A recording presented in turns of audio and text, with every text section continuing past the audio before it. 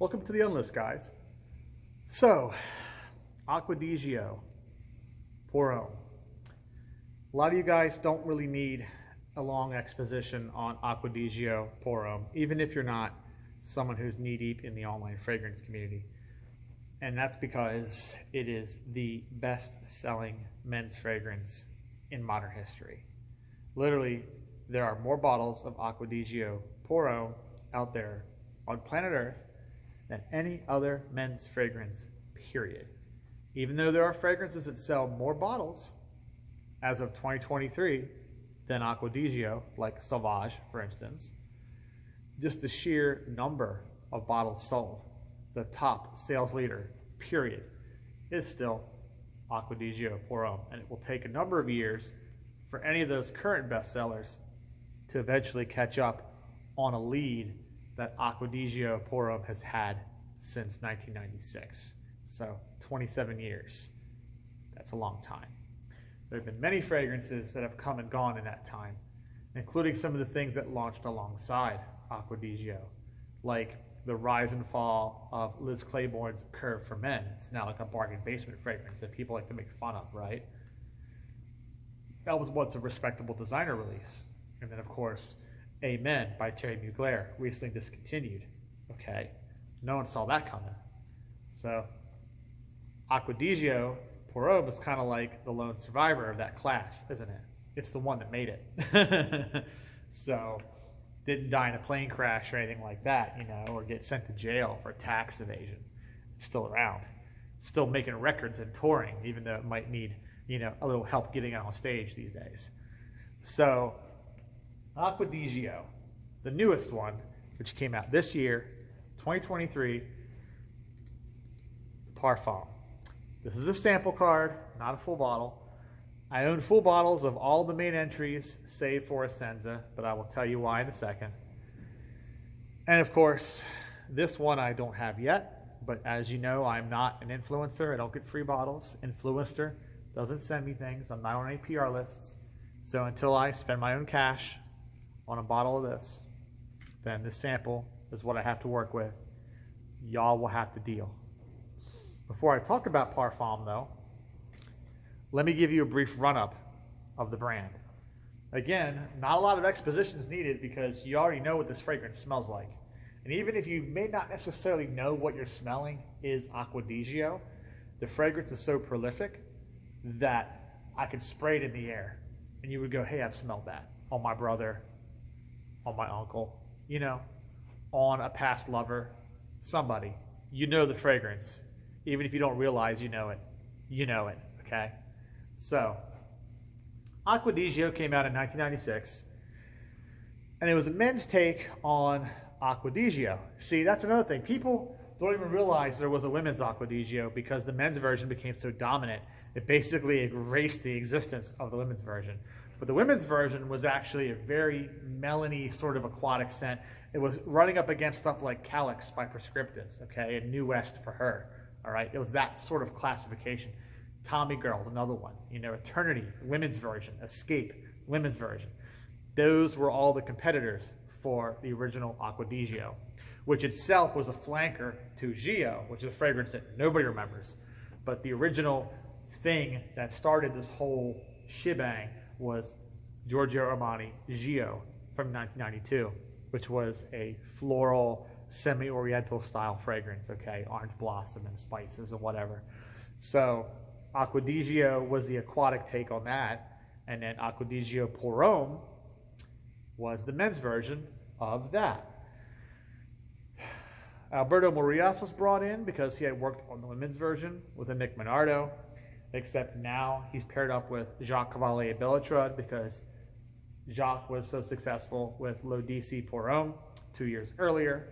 So the dream team made it happen, and we got Acqua di Gio pour Homme in 96, which, if you want to oversimplify it, is like a little bit of L'Odyssée and a little bit of CK1. Shake, add in some novel ocean spray notes, a little bit of marine stuff.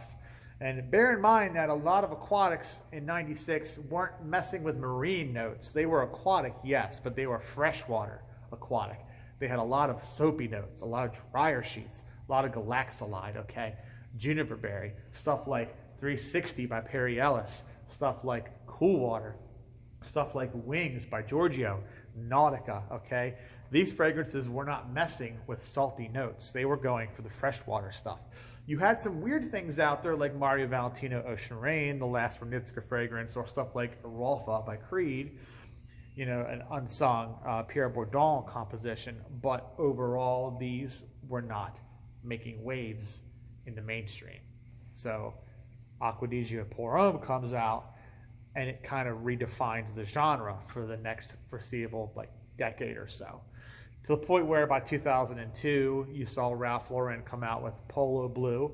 Bear in mind that Giorgio Armani was not hooked up with L'Oreal yet. So at that point in time, Polo Blue was a competitor to Acqua di Gio. Eventually, once Giorgio Armani would fall under the same Luxury Products LLC, then the former enemies, Polo Blue and Acqua di Gio, would become brothers. Isn't that sweet? So they didn't really mess with the good thing. They were like, hold up, let them cook, basically, throughout the 2000s. And you can see why. As the sales kept climbing higher and more competitors kept trying to steal some of that thunder. So you had Bulgari Aqua, which was Jacques Cavalier coming back. He made 2 of those in the 2000s. Aqua, and then I think Aqua Blue. Dolce & Gabbana Light Blue came out. Just a lot of competitors, you know. Everybody wanted that little slice of the Acqua di Gio phenomenon. They had some limited edition repackagings, yes, but they were the same juice. Some of your influencers out there are going to try and tell you that those were actually flankers. They smell different, but they've already gaslit themselves. Don't let them gaslight you, okay? Don't let them gaslight you too. It's a little weird thing that we do sometimes. We convince ourselves that red is blue and up is down, but I'm here to tell you that no, gravity still functions, physics still apply. Thermodynamics are inalienable laws, okay? They're incontrovertible, okay? Heat exchanges. Matter can neither be created nor destroyed, all right? So Acqua di Gio did not have actual flankers until L'Oreal picked up the ball and started forcing Armani to crank them out, starting with Essenza in 2012. So you realize that Armani was actually the first to market with a good, better, best system. Before Bleu de Chanel had Toilette Eau de Parfum Parfum, before Sauvage had Toilette Eau de Parfum Parfum Elixir, before all these good, better, best scenarios came out, Armani had it first because they had Acqua di Gio Pour Homme, Acqua di Gio Essenza, Acqua di Gio Profumo, good, better, best. Essenza from 2012 was the Eau de Parfum option. It was a bit greener, a bit more floral. Some people didn't like it because it had weird metallic notes that reminded people of eggshells or blood or licking a battery. And that had to do with the way the sclarine was mishandled, in my opinion. I didn't buy Essenza because I didn't particularly like it. And then once it got discontinued and suddenly everybody wanted it, it became a unicorn and people were going, it's a masterpiece. I'm just sitting there laughing like, y'all are clowns. Y'all complained so much about this when it was on shelves. And now that it's discontinued, y'all are having these massive changes of heart. Oh, this was a masterpiece. We just didn't know it back then. But now that we paid $400 for it, you know, we sold a kidney for it, now we love it. Now it's the greatest thing ever. And I'm like, man, y'all are just jumping out of a Cracker Jack box. Like, did you fall off a turnip cart? The hell's wrong with you? So, anyway, Profumo came out a couple years later, 2014, and it was the Parfum option. So it was the best of the good, better, best. And I like Profumo a lot. Profumo was the second most hyped fragrance behind Essenza. I say second most because it wasn't discontinued. So automatically, it can't possibly be as good as Essenza because it's still in the market. Anything still being made can't possibly be as good as something that's not made anymore. That's just the weirdness of the warped mentality we have in this online community of ours. I don't understand it. I don't get paid enough to understand it. So Profumo, though, went in a darker, I would say more serious direction. It tried to be a proper parfum, so it lived in the base notes. It was very heavy on the patchouli. It had norlimbinol incense notes. It had some nondescript woodiness going on. The top notes were very slight. You know, it didn't really have much, but a little puff of the Acqua di Gio DNA in the opening. Whereas the Senza kind of really veered far left of Acqua di Gio. Profumo came in straight and narrow, but the top kind of got out of the way really quickly, and it just went right down into the base. And a lot of guys liked that because it felt more grown up, I guess.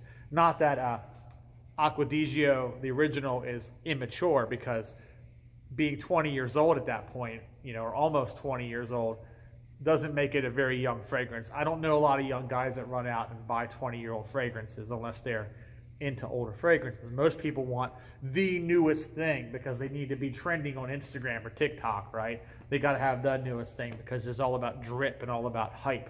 So you don't get very much hype when you buy a 20-year-old fragrance. So I don't get the whole mature, immature argument as much. I mean, I use the adjective myself. It does feel a bit more mature than the original, but when I say it feels more mature than the original, I feel like I need to put some like fine print down there, like comparatively speaking. But I am not insinuating that Acqua di Gio Pour Homme is immature. If anything, Acqua di Gio Pour Homme, the original, was the choice of like sleaze bags. You know, I remember when I was in my 20s, when that fragrance was kind of cresting in popularity, you know, we would make a joke. We would call it Acqua di Gigolo. We would call it Acqua di Gigolo because all the guys with like the Graham bonnet hair, the slicked back hair, you know, and the sunglasses and the white leisure suits singing, "Since you've been gone, since you've been gone," you know, like that. Those guys, the dudes who would, you know, try and slip you their phone number underneath the coaster of their beer, you know, those kind of guys, like, hey, let's come back to my place. They were the guys that were always covered in Acqua di Gio. Us younger cats who were, you know, we were on our game too, but we weren't as obvious about it as they were. We would wear other stuff. We're like, yeah, we're not wearing that. That's Acqua di Gigolo, okay? We're not trying to get in your pants that hard. So we're not going to do that. We're going to let those guys rock that. So that's how we felt about Acqua di Gio Pour Homme, which doesn't make it very youthful if you're comparing it to, you know, old like serial daters and stuff, guys who go to clubs, like I said, and just try and troll for whatever they get their hands on. So anyway, so Profumo, it got a subflanker, which was almost sort of like, you know, the Armani version of Polo Blue Eau de Parfum Gold Blend. In fact, they were both being made by L'Oreal at that time, so they might as well have been, you know, from the same brief anyway. So I skipped that. Most of the subflankers I skipped anyway. I didn't need to buy them. Then we would see the first sign of trouble in paradise, because the Senza was out and Absolu was in 2016.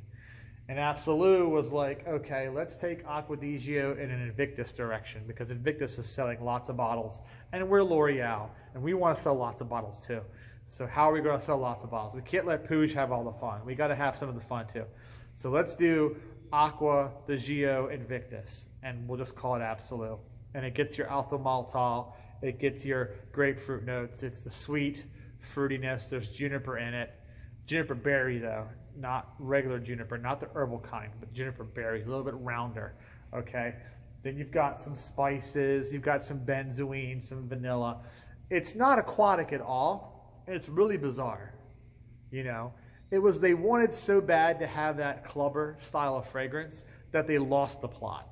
And I commend Alberto Morillas for making a good fragrance. I like Absolu, but it's a confused fragrance. It loses the plot. And a lot of guys who were wanting more of what Profumo was, they were not too pleased.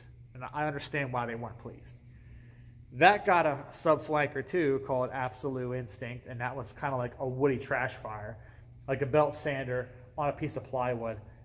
Case closed. Don't like it, next. Then Absolu would get the chopping block in 4 more years. See, every 4 years they would rotate out the middle option, right? Profumo hung around because it was doing well, but the middle option was getting lazy Susan, rotated in, rotated out. So Essenza 2012, Absolute 2016, Profondo in 2020. And Profondo was like Acqua di Gio, what if Fougere? So we get the lavender and geranium combination. We get some dark mandarin orange notes up top, replacing the brighter, more ozonic citrus notes. We see the sclarine come back. The sclarine from Essenza came back, but now it doesn't smell like a licked battery anymore because they've got a bunch of other green notes in there, cis-3 hexanol and some other stuff, patchouli, you know, little tiny bit of the norlimbinol from Profumo was in there, so you get a little tiny bit of incense as well. Very dark, confusing fragrance too, but most folks in the online community prefer it over Absolute because it's not sweet. The sweetness in Absolute is what killed it for a lot of your, you know, connoisseurs, your fragrance aficionados, because we all hate sweet. I mean, I don't hate sweet. I don't hate it, but you know, we all hate sweet. Dry, can only have dry, right? So the sweetness was the killer for the Absolute. The Profondo wasn't sweet, so a lot more guys liked it. I like it, but to me, once again, it kind of misses the plot because it's a more Fougere style fragrance. And then the very next year, we would see H24 from Hermes come out, which also had sclarine and went fully down the green path with its narcissus and everything. So I kind of feel like Profondo needs to get a little more credit because Profondo kind of started that trend with the sclarine. Now we've got a lot of things which do it, like Phantom and a bunch of other stuff. But you know, Essenza did it back in 2012, but that was a failed fragrance. So that was kind of like the early prototype. And then it wouldn't be until Profondo came out 8 years later that I guess they finally nailed what they were trying to achieve in Essenza. However, Profondo would also get replaced because a year later, Profondo Lights, which Profondo Lights was just like Kenzo Porome, but Acqua di Gio. So once again, it's like looking at another fragrance and trying to tack it on to Acqua di Gio. And then I guess someone came to their senses and said, hey, we need to stop this madness. We need to get back to the core of what made Acqua di Gio great to begin with, which is that oceanic, salty spray, the persimmon notes, okay, the hedione high cis, the really sheer cedarwood notes in the base. The things that made the fragrance so stand out back in '96 and arguably in the 2000s, once again, we need to get back to that, okay? The thing that made Acqua di Gio unique to begin with. So we got Eau de Parfum in 2022, which replaced Profumo. So Profumo only had 2 years, really. So unlike the other two, which had 4, only had 2, and then it was gone. So Eau de Parfum feels like Essenza 2.0. So it's back on the sclarine, but now we're borrowing some of the mandarin orange from Profondo. We're borrowing some of the green notes from Profondo. We're borrowing the lavender from Profondo. But we're keeping the rest of the fragrance basically like Acqua di Gio Porome, the original from '96. So there's more vertical alignment between Eau de Parfum and the original. The train kept it rolling because this year, 2023, we get the Parfum, which sadly replaces Profumo.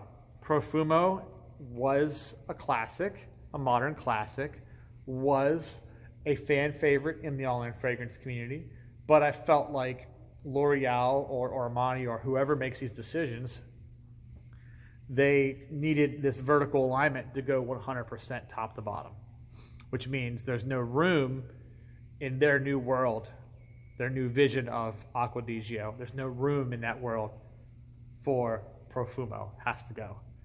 So they created this fragrance, which, while it retains some of the spirit of Profumo, has some of the incense, okay, it has some of the deep patchouli mineral notes that Profumo had, but the heart and top this time are much more present. And the opening down to the base much more closely resembles the original 1996 fragrance than even Profumo does. Profumo was the most like the original out of all the flankers. It was the most like the original. But now that we have this one is the most like the original out of all the flankers.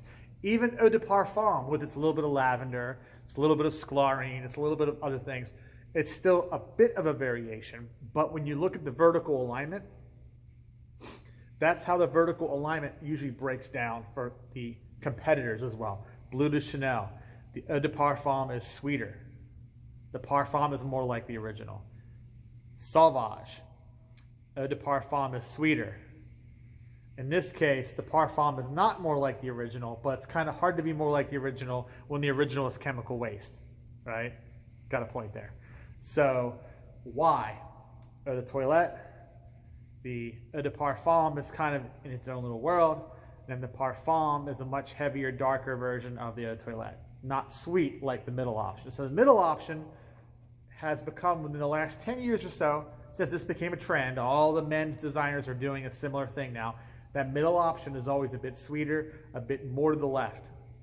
And then the version up top, the Parfum, always has more connection to the base entry. So this is no different in that regard. So whether or not you'll like it is up to you. I mean, I like it. I own Profumo, and I would own this too eventually. Just not right now. I'm not paying like $160 for this at retail. It's ridiculous. I will wait to catch it on some discounter or something, and then I'll have it, and then I can flash my bottle and be like the influencers. Look at me, I've got my 4.2 ounce, whatever. Right now, it's not going to happen though. But I'm happy with this. This smells good. It won't replace Profumo, but as a proper Parfum version of the original 1996 Acqua di Gio Pour Homme, yeah, this works. You know, there's room for both of these in my collection, and I'm sure there's room for both of them in yours too. I mean, unless you're just like obsessive about Profumo and you'll accept no substitutes, then once again, I don't know what to say, my guy. Can't help you there. So this has been the On List. Hope you enjoyed it, and if you're out there wearing your Acqua di Gigolo in 2023, let me know.